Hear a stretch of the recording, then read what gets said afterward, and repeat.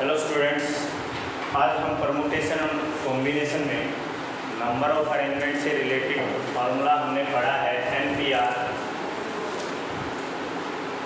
इससे रिलेटेड हम कुछ क्वेश्चंस को प्रैक्टिकली सॉल्व करेंगे कि हमारे पास किस किस तरह के क्वेश्चन हमें देखने को मिलेंगे। क्वेश्चन है हमारे पास, student wants to arrange 3 economics, 2 history and 4 English books on a shelf.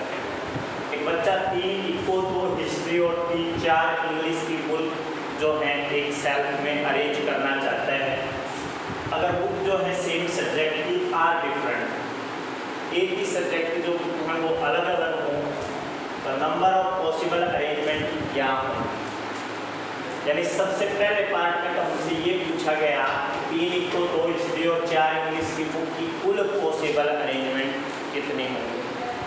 अब ये करने के लिए सबसे पहले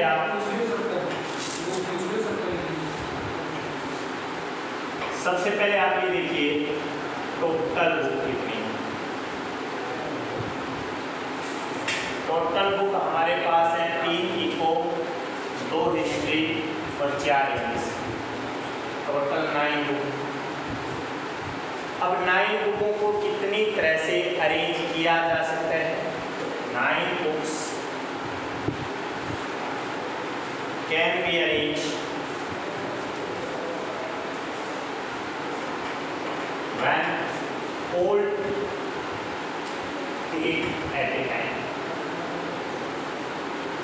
जब सभी बुकों को आप इकट्ठा अरेंज करोगे तो कितनी तरह से अरेंज किया जा सकता है। 9 की 9 बुक्स, 9 ही बुक है, 9 ही जगह अरेंज होंगी, रेस भी 9 ही चाहिए ना।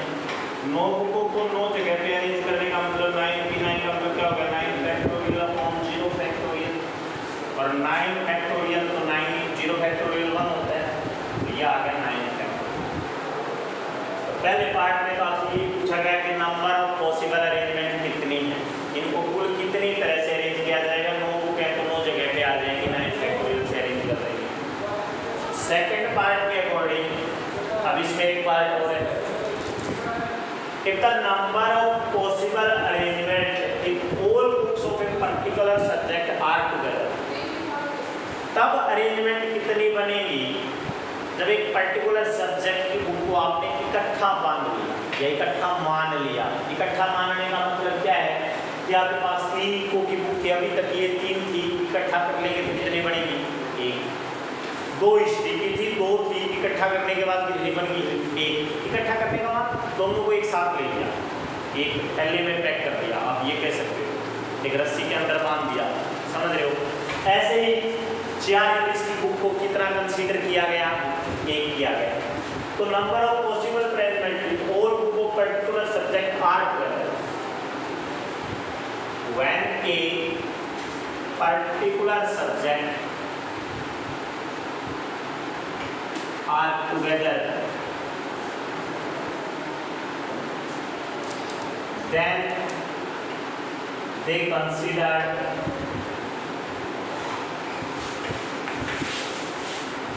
one। जब उनको पर्टिकुलर सब्जेक्ट को आप इकट्ठा करोगे तो उनको 1 कंसीडर किया जाएगा। कितना कंसीडर किया जाएगा 1। अब नंबर ऑफ बुक्स कितनी बनी 1, 2 यस और नो। 3 इको की बुक को 1 कंसीडर कर लिया, 2 हिस्ट्री की बुक को 1 कंसीडर कर लिया और 4 इंग्लिश की बुकों को 1 कंसीडर कर लिया टुगेदर। तो 3 बुक होगी आपके पास, कितनी होगी, यानी 1 history, 1 eco and 1 English. Total कितनी होगी 3 बुक्स आर अरेंज। 3 बुकों को कितनी तरह से अरेंज किया जा सकता है, ठीक है, तो यस और नो। 3 बुकों को तो 3 का फैक्टोरियल अरेंज करेगा, लेकिन जब आप 3 बुक्स को इकट्ठा कर रहे हो तो वो भी 3 तरह से अरेंज हो सकता है। आपने पहले इको की जो अलग अलग राइटर मान लो आप, इको ये प्रदीप की है और दिनेश की है और तीसरा आपकी NCERT है, ठीक है। तो प्रदीप वाली आपने ऊपर रखी, दिनेश वाली आपने नीचे रखी, NCERT वाली आपने और नीचे रखी। एक सेट तो ये बन सकता है। NCERT वाली आपने ऊपर इकाई सेट ये बन सकता है। इस तरह से ये भी तो 3 तरह से अरेंज होंगे। तो 3 eco books, 3 eco books can arrange themselves. Arrange themselves का मतलब अपने आप के साथ कैसे अरेंज किया गया। 3 बुक है तो 3 बुकों को कितनी तरह से अरेंज किया जाएगा, 3 factorial. Similarly 2 history books can arrange themselves. 2 history बुकों को अपने आप से किस तरह से अरेंज किया जाएगा, 2 फैक्टोरियल। और सिमिलरली 4 इंग्लिश बुक, उनको अपने आप से किस तरह से अरेंज किया जाएगा, 4 फैक्टोरियल। तो टोटल अरेंजमेंट यहाँ कितनी बन गई अपने पास, टोटल अरेंजमेंट। अब यहाँ देखिए 3 फैक्टोरियल कितना होता है, 6, 3 फैक्टोरियल 6, 2 फैक्टोरियल 2 ही होता है, और 4 फैक्टोरियल कितना होता है, 74। तो टोटल नंबर ऑफ अरेंजमेंट क्या बनी, 6 × 6 × 2 × 24। ठीक है भाई, 6 is 36, 2 is 72 × 24। इसको सोल्व कर लीजिए और ये आपका आंसर। ओके, आप लोगों को क्या करना है, सबसे पहले तो ये बताना है कि देखिए 9 का फैक्टोरियल आया है, ये बहुत बड़ा होगा, 9 × 8 × 7 × 6 ऐसे। जब आप एक पर्टिकुलर सब्जेक्ट को इकट्ठा मानते हैं तो वो 3 बुक होगी, पहले 3 बुकों को 3 फैक्टोरियल से, उसके बाद 3 बुकों की बुक को आप 3 तरह से सोल्व करेंगे, 3 फैक्टोरियल से, 2 हिस्ट्री को 2 फैक्टोरियल से, और 4 इको को इंग्लिश को 4 फैक्टोरियल से। तो टोटल अरेंजमेंट को क्वेश्चन कर लेंगे आप नेक्स्ट वीक। बार नहीं हो सकता, समय लगेगा।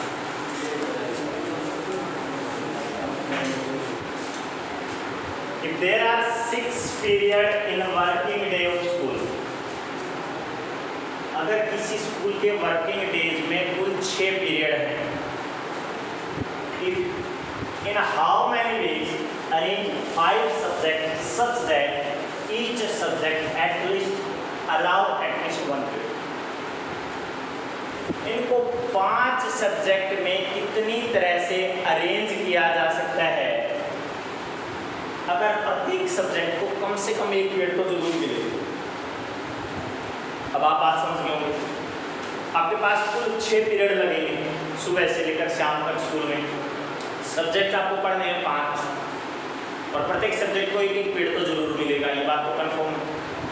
तो सबसे पहले ये देखिए कि 6 पीरियड में से 5 सब्जेक्ट को कितनी तरह से अरेंज किया जा सकता है, 6p5।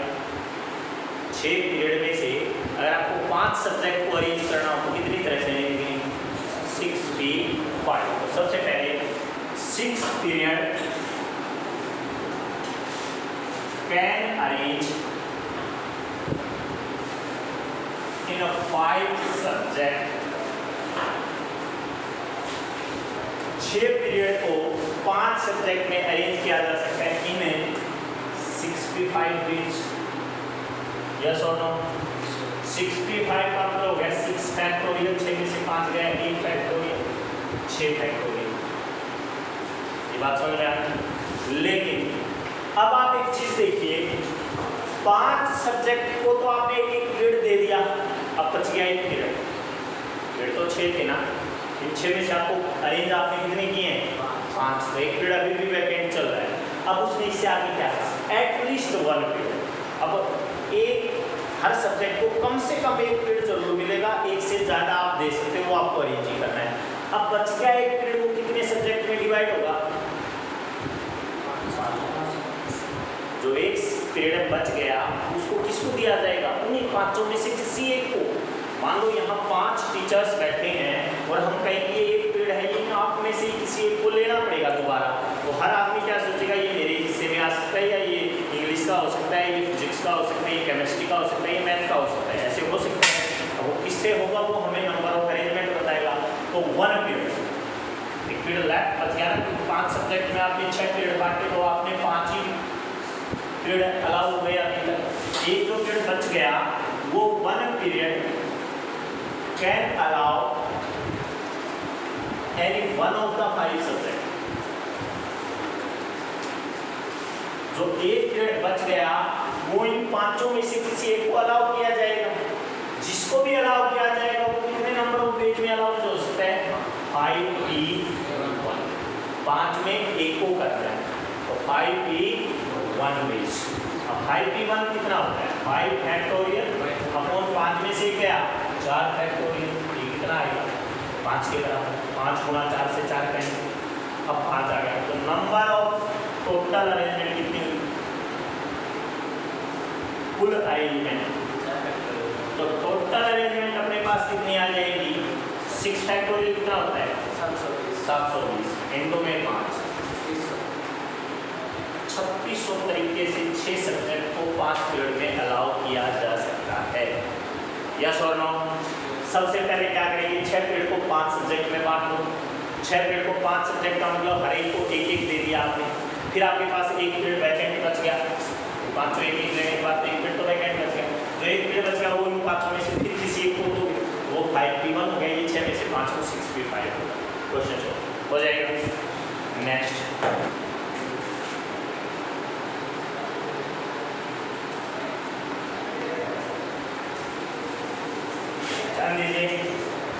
in how many days can 6 boys and 5 girls be arranged for a group photograph?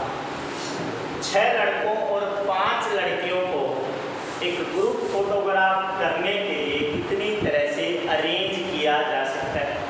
आपने देखा होगा फोटो खींचने वाला अपने हिसाब से बैठाता है, आप इधर आ जाइए, आप इधर आ जाइए, ताकि सबका फोटो आ जाए। कितनी तरह से अरेंज करेंगे? अगर girls are sit on chairs, लड़कियां कुर्सियों पे बैठेंगी, and the boy are stand in a row behind them, और लड़के उनके पीछे लाइन में खड़े हैं। लाइन में ऐसे नहीं खड़े होंगे, ऐसे हो जाएंगे।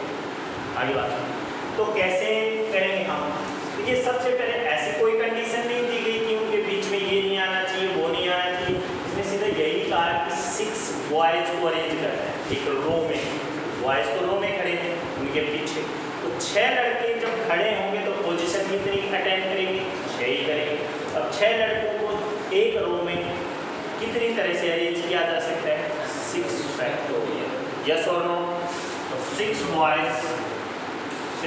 boys can arrange in a row behind the girl, in a row behind the girl। 6 लड़कों को लड़कियों के पीछे एक रो में 6 boys can अरेंज किया जा सकता है इन 6p6 वेज, 6p6 वेज। और 6p6 आपके पास किसके इक्वल होगा? 6 फैक्टोरियल। इसके इक्वल होगा 6 फैक्टोरियल।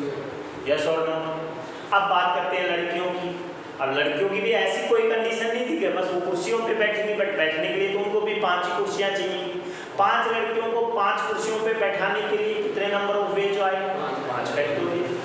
तो आप क्या कहेंगे? 5 girls can arrange on a chair in 5p5 ways. ठीक है, 5 लड़कियों को कुर्सियों के ऊपर कितनी तरह से बैठाया जा सकता है? 5p5 में। इसका मतलब कितना हो गया? 5 फैक्टोरियल। यस और नो? तो टोटल नंबर ऑफ अरेंजमेंट कितनी बन गई? टोटल अरेंजमेंट अपने पास आ गई 6 फैक्टोरियल 720 और 5 फैक्टोरियल 120। कितने तरीकों से उनका फोटो खींचा जा सकता है? ओके, नेक्स्ट देखिए। In how many ways can 5 boys and 3 girls be arranged so that no 2 girls may sit together?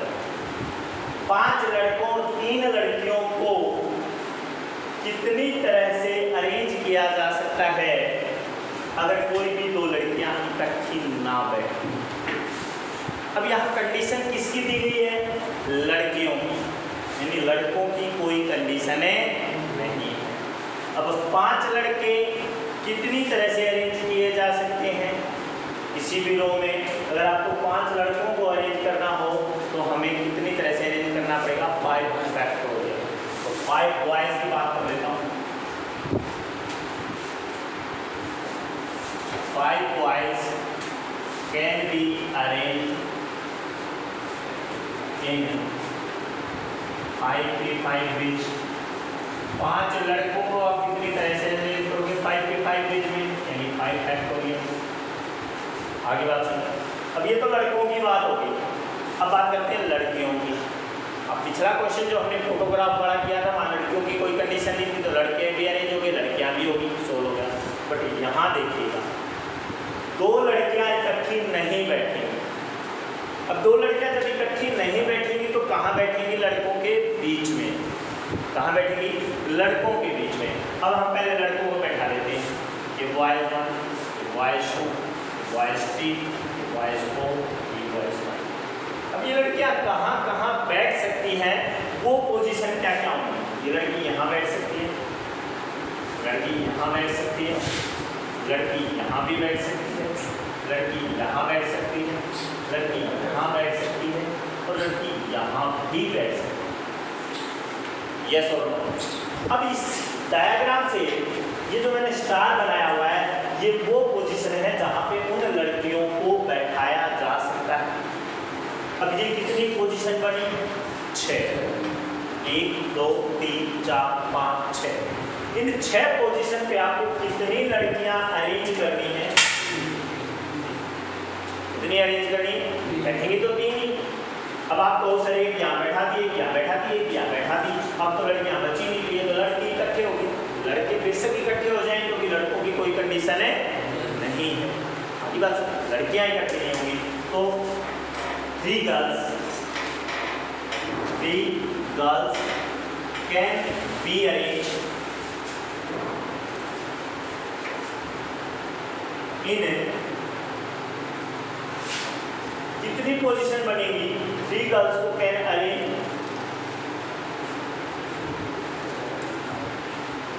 In 6 position. 6 position में 3 लड़कियों को कितनी तरह से अरेंज किया जाएगा? इन 6 पीरियड्स।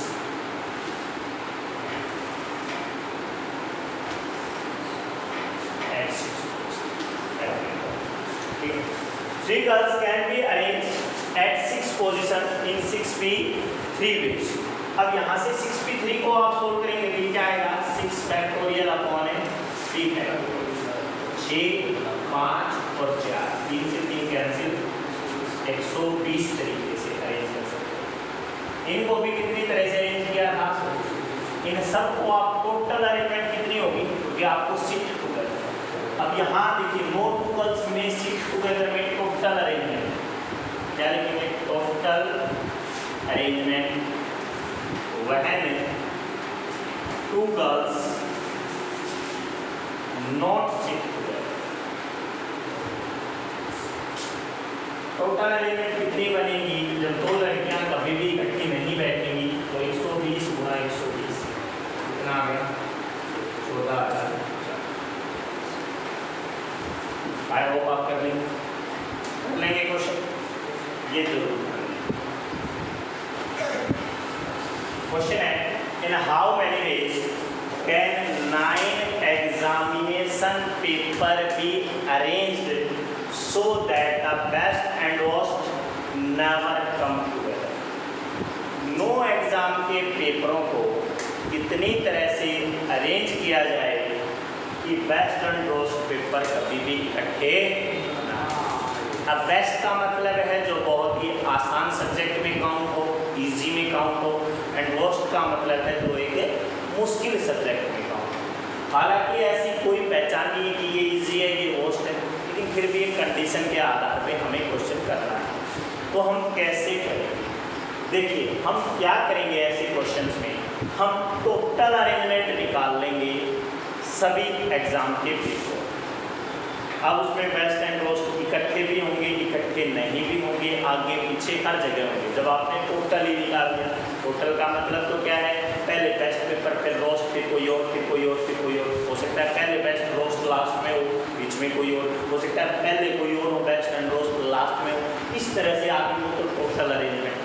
अब उनमें से हम बेस्ट एंड रोस्ट को एक पेपर कंसीडर करेंगे। क्या पेपर कंसीडर करेंगे? एक पेपर। एक का मतलब इकट्ठा कंसीडर कर लेंगे और टोटल में से अगर हम इकट्ठे होने वाली अरेंजमेंट को माइनस कर दें तो वो बच जाएंगे जिसमें वो इकट्ठे नहीं। आगे बात सुनो, हम क्या करेंगे? हम इकट्ठे वाले की अरेंजमेंट माइनस कर देंगे टोटल अरेंजमेंट में। तो सबसे पहले ये बताओ 9 एग्जाम पेपर को कितनी तरह से अरेंज किया जा सकता है? तो 9 exam paper can be arrange. 9 exam paper can be arrange. 9 exam पेपरों को कितनी तरह से अरेंज किया जा सकता है? इन 9 फैक्टोरियल। यस और नो? 9 पेपरों को तो इतनी तरह से ही तो अरेंज करेंगे। आप करेंगे या नहीं करेंगे? अब बात करते हैं हम secondly, let the best and roast be considered as a one. Let best and roast, B for best and W for roast is considered as a one subject। क्या बनेगा? बेस्ट एंड रोस्ट को आपने एक exam paper में consider कर लिया। अब total exam paper कितने थे? 9। उनमें से 2 का आपने मान लिया 1। पहले तो ये 2 गए तो कितने बच गए? 7। उन 7 ये और इन दोनों को 1 मानना तो टोटल पेपर कितने हो गए? 8। कितने हो गए? 9। 8 एग्जाम पेपर। 8 exam paper. अब ये 8 कैसे बने? ब्रैकेट में लिख देता हूँ, बेस्ट एंड रोस्ट 1 और 7 हो गए। टोटल हो गए 7, 8 और 9। उन दोनों को 1 मानना इसलिए हो गए 8। आगे ना बात सुन रहे हैं? तो नाउ 8 एग्जाम पेपर, और कौन से एग्जाम पेपर जिसमें बेस्ट एंड रोस्ट क्या है? इकट्ठे। क्या है? इकट्ठे। Now the 8 exam paper can be arrange. अब बताओ 8 एग्जाम पेपर को कितनी तरह से अरेंज किया जाएगा? 8 फैक्टोरियल। यस और नो? लेकिन जो आपने बेस्ट एंड रोस्ट को इकट्ठा माना है ये भी तो 2 तरह से अरेंज होगा। क्यों? या तो आप B एंड W लेंगे या फिर आप W और सकता आप सुबह बेस्ट शाम को रोस्ट ले लो, उसका आप सुबह रोस्ट और शाम को बेस्ट ले लो। ये भी तो अरेंज करने तो पड़ेंगे ना। आपने कह तो दिया कि बेस्ट एंड रोस्ट एक ही दिन होंगे, लेकिन कब होंगे वो समय भी बताना पड़ेगा। मैंने कह दिया पहले पीरियड में बेस्ट होगा, अगले पीरियड में रोस्ट होगा। ये भी तो हो सकता है पहले में रोस्ट और अगले में बेस्ट हो। अरेंज तो ये भी होगी। Now the best and roast B and W, ठीक है, can be arrange themselves। Arrange themselves का मतलब अपने साथ, खुद के साथ भी ये कितनी तरह से अरेंज होंगे? 2 फैक्टोरियल। यस और no? Total arrangement, total arrangement कब?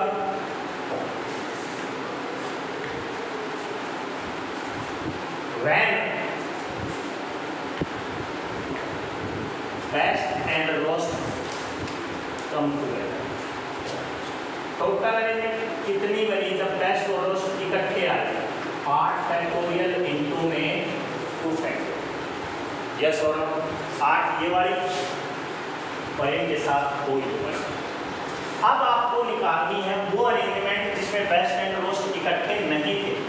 टोटल अरेंजमेंट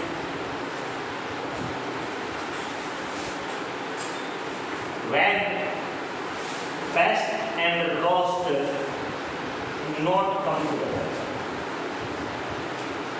अब अरेंजमेंट कितनी आएगी जब बेस्ट और रोस्ट इकट्ठे नहीं होंगे? मैं ऊपर कर देता हूँ। देखिए अब हम क्या करेंगे? टोटल अरेंजमेंट में से हम किसको माइनस कर देंगे? उसको कर देंगे जिसमें best and roast come together. ये बात समझ में आ गई? टोटल अरेंजमेंट कितनी थी आपके पास? 9 फैक्टोरियल, जिसमें सारी ही अरेंजमेंट आ गई। उनमें से आपने माइनस कर दिया जिसमें इकट्ठी आ गई। 2 का फैक्टोरियल 2 ही होता है, इसलिए मैं 2 लिख दूँगा। 9 के फैक्टोरियल को आप क्या लिख सकते हो?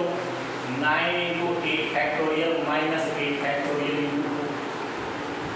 दोनों में से आप एक का फैक्टोरियल कॉमन निकाल लो। 15 बच गया 9 माइनस 2 दैट्स 8 फैक्टोरियल इनटू में 7। और ये आपका इतनी तरह से आप बेस्ट एंड रोस्ट इकट्ठे नहीं आएंगे तो वो पॉसिबल अरेंजमेंट करें। ठीक है भाई, एक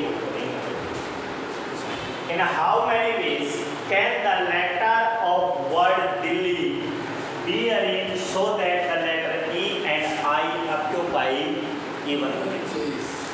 दिल्ली के लेटर्स को कितनी तरह से अरेंज किया जा सकता है अगर उसका ई और आई हमेशा इवन प्लेस पे ही आए। अगला सुनिए, तो यहाँ सबसे पहले देखिए दिल्ली। अब दिल्ली में 5 लेटर हैं तो उनके पास 5 ही पोजीशन होंगी, सीधी सी बात है। ये 1 2 3 4 5। अब यहाँ से अगर मैं कोड की बात करूँ, ये मेरे पास कोड है, यहाँ मेरे पास 3rd नंबर कोड है और फिर 5वीं पोजीशन ये हो गई। अब कोड प्लेस कितने हुए? उन 3 प्लेस का आपको अरेंज कितने लेटर करने हैं? ई और आई। 3 प्लेस पे 2 लेटर को कितनी तरह से अरेंज किया जा सकता है? 2 लेटर कैन बी अरेंज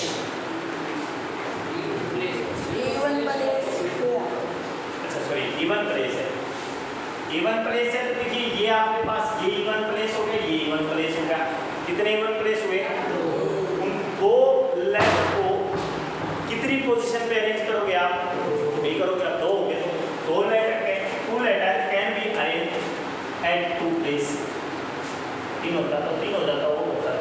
ठीक है, तो 2 लेटर को अरेंज किया जाए 2 प्लेस पे तो कितनी तरह से अरेंज करेंगे? 2p2 place. अब 2p2 प्लेस का मतलब क्या होगा? 2 फैक्टोरियल।